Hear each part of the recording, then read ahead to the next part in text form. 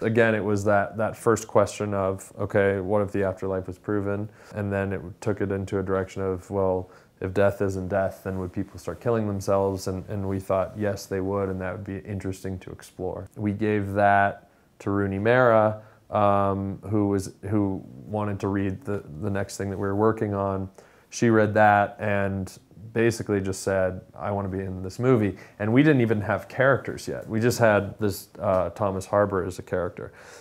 That became a challenge for us of, okay, now we have to write a really interesting part for a girl that Rooney would want to play. And once we figured out Rooney's character, then we felt like the story should really go through the son of Thomas Harbour, and he should be the sort of audience's eyes to this world. It's kind of crazy and absurd to approach Robert Redford, and I think that's the reason people don't do it, is he feels untouchable.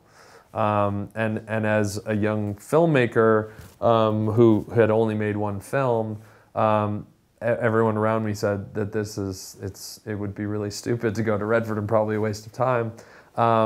And I don't know, I just went on a gut feeling. It just came down to a meeting with him talking about the character and the story, and he said he wanted to do it. We always viewed Thomas Harbour as a modern day Einstein or Steve Jobs, or someone that becomes like a celebrity in our culture, but is doing groundbreaking, really interesting work.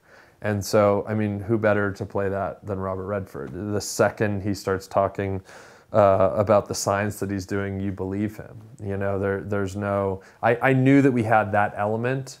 For me, what I was more interested in was exploring the sort of darker shades of his character, and that's something that he hasn't done so many times in his career.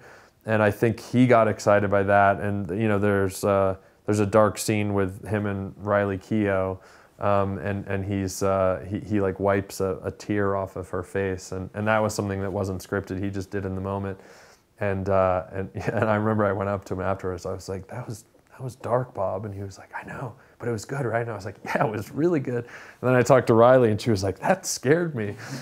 So that is what I was really excited about, was like exploring those layers with him. It feels like friends talking about movies. Like that to me is my experience with directing. It's like I do all of my homework as to how I see it, how I want to shoot it, and then when I'm working with the actors, it's a lot of character and script discussion beforehand, and then when we're shooting, it's just kind of guiding them in the direction and being the eyes that are watching them.